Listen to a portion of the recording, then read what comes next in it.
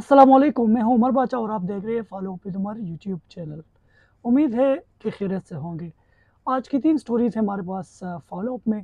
पहली स्टोरी कोहिस्तान अपर की है, जहां की ये तस्वीर आपने कल से सोशल मीडिया पे देखी होगी। इस तस्वीर की देखने के बाद मुझे बज़ाते खुद बहुत दुःख हुआ और पूरी रात जो है वो इसकी वजह से मुझे नींद नहीं आई।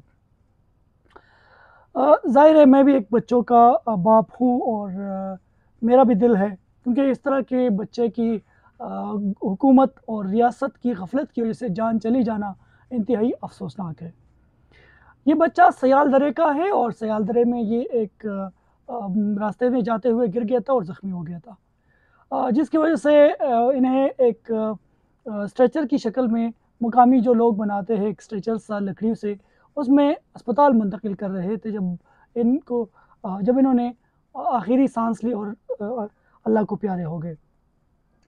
ये बच्चा जिसका नाम सदाम बताया जा रहा है 12 साल का था और इसे अस्पताल मुंतकिल किया जा रहा था। रास्ते दुशवार गुजार थे क्योंकि गुज़िश्ता साल अगस्त में जो सैलाब आया था उसकी वजह से अक्सर जो सड़कें हैं वो सैलाब में बह गई थी। इसके बाद मुकामी जो लोग हैं उन्होंने इन सड़कों को अपनी मदद के तहत तामीर किए थे, लेकिन अगर आप देखें तो गुज़िश्ता कुछ अरसे से हम देख रहे हैं कि मुसलसल तूफ़ानी बारिशें आती हैं और जिसकी वजह से सैलाब आते हैं और उसकी वजह से ये सड़कें दोबारा ख़राब हो जाते हैं और जिसकी वजह से ये लोग बड़े मुश्किल से दुशवार और दूर रास्तों से जाते हुए अपने मरीज़ों को अस्पताल मुंतकिल करते हैं और ख़ुद अपने जो खाने पीने की चीज़ें हैं वो अपने कंधों पे डालकर अपने घरों में मुंतकिल करते हैं।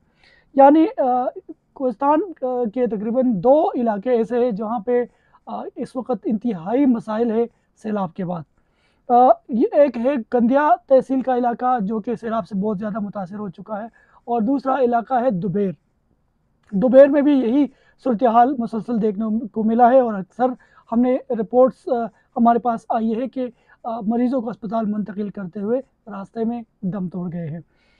इन दोनों इलाकों के हालात जो है वो इस वक्त काफ़ी ख़राब है और जो मुकामी लोग हैं वो इंतहाई मुश्किलात का सामना कर रहे हैं।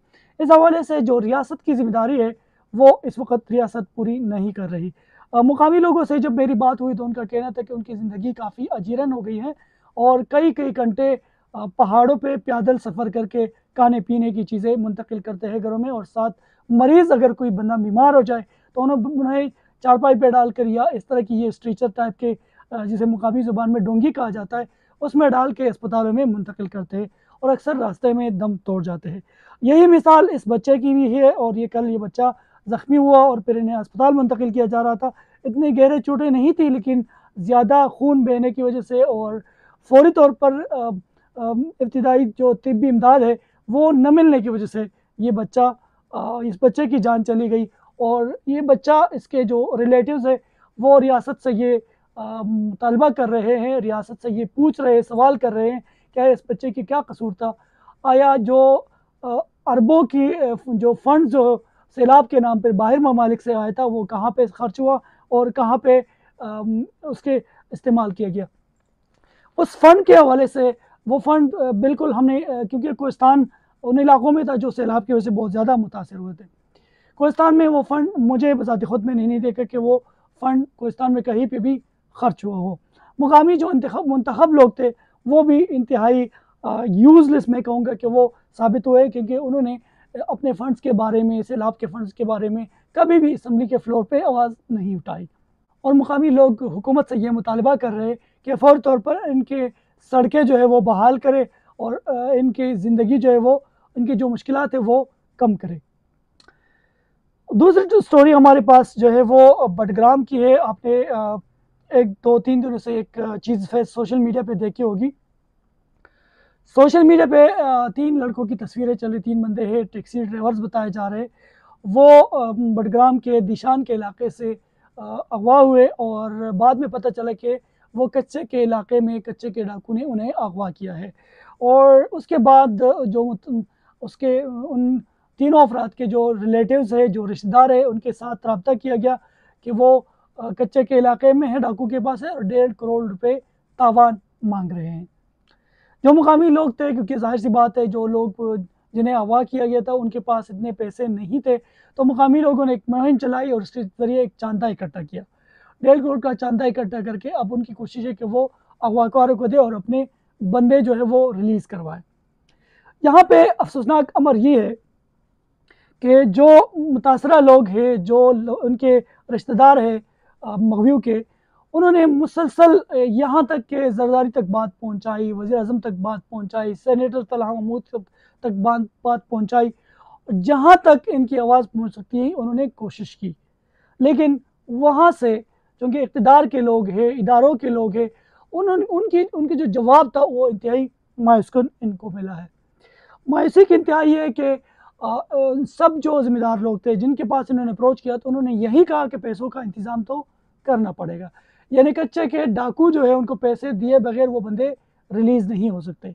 वो बाकायदा तौर पर सबके सामने रब्ता करते हैं, सबको पता है, उनके नंबर्स आते हैं, नंबर से कॉल करते, भत्ता माँगते, पैसे माँगते और वो बाकायदा फ़ोन पे रब्ता करते और कहते हैं कि पैसे भेज दे, 1.5 करोड़ तावान भेज दे और आपको आपके बंदों को रिलीज़ किया जाएगा।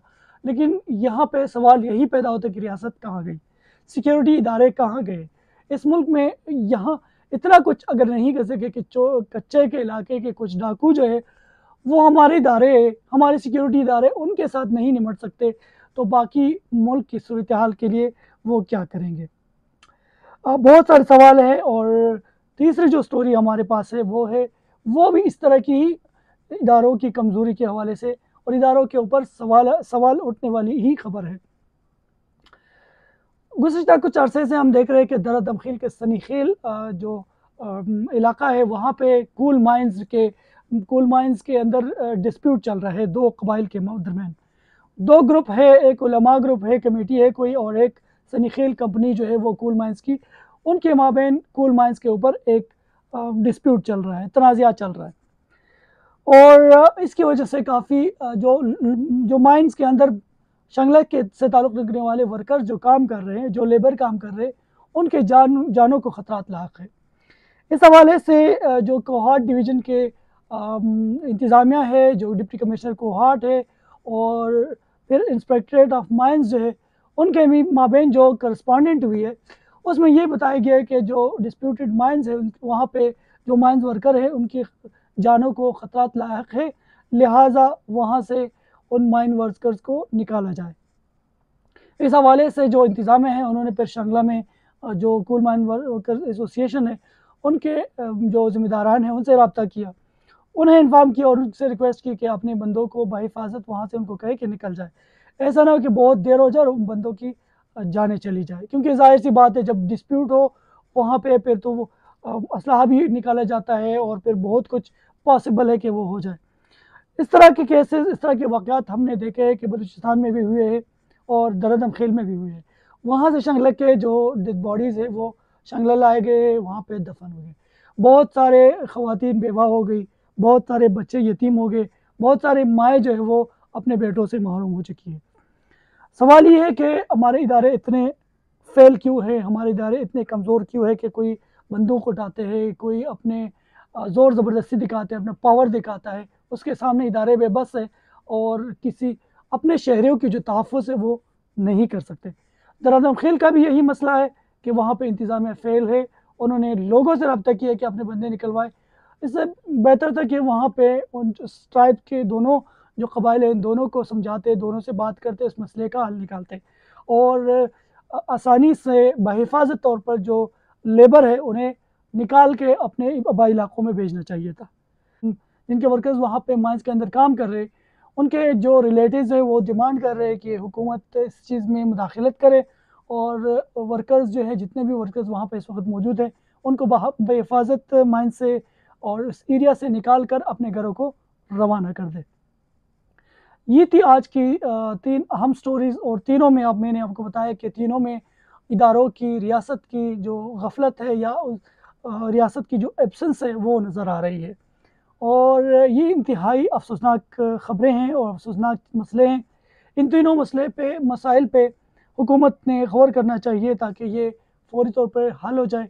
इस हवाले से हमारे शंगला के इंतज़ामिया हैं उनको भी और फ़ौरी तौर पे एक्शन लेना चाहिए और साथ ही जो कोहाट के हैं, इसी तरह कच्चे के जो रहीम यार ख़ान और दूसरे जो सिंध के एरियाज़ है, राजनपुर वग़ैरह, और इसके साथ साथ जितने भी कच्चे के एरिया जहाँ जहाँ पे, लेकिन जहाँ पे इन 3 बडगाम के शहरियों को अगवा किया है वहाँ पे रखा है, वहाँ पे अपना किरदार अदा करना चाहिए और पाकिस्तान के तमाम शहरियों की हिफाजत करना, चूँकि हुकूमत और रियासत की ज़िम्मेदारी है, तो रियासत को, हुकूमत को अपनी ज़िम्मेदारी पूरी करनी चाहिए।